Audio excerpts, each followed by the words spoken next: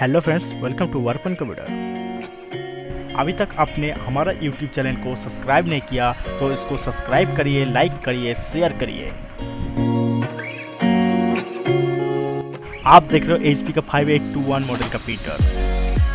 इसमें E3 error आ रहा है। इसको सॉल्व करने के लिए पूरा वीडियो को देखते रहिए और आप घर बैठे खुद ही इसको रिपेयर करिए। HP का इस टाइप का मॉडल में E3 एरर का मतलब होता है ज़्यादा से ज़्यादा टाइम में इनकोडर स्ट्रिप का ही प्रॉब्लम के लिए E3 एरर आता है। अभी इस प्रिंटर को पूरा खोल लेंगे।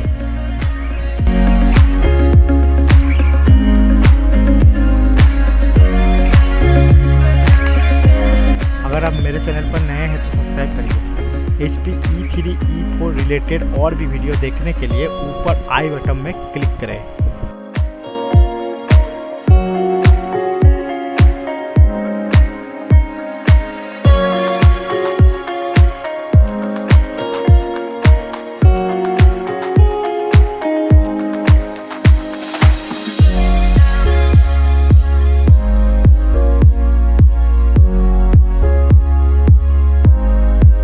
देखिए यहाँ पर एनकोडर स्ट्रिप पूरा तरीके से ख़राब हो चुका है। इसको चेंज करना होगा।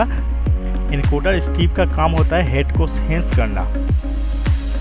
एनकोडर स्ट्रिप ख़राब होने से HP का इस टाइप का मॉडल में E3 एरर आता है। और हाँ, एनकोडर स्ट्रिप ख़राब होने से भी हेड इधर उधर टकराने लगता है बॉडी में।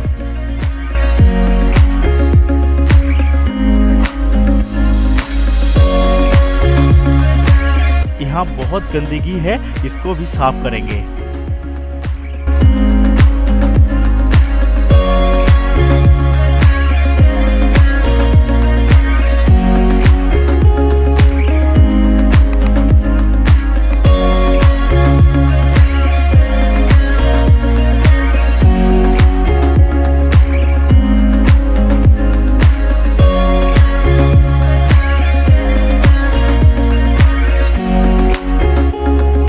अब सफाई खत्म हो गई है।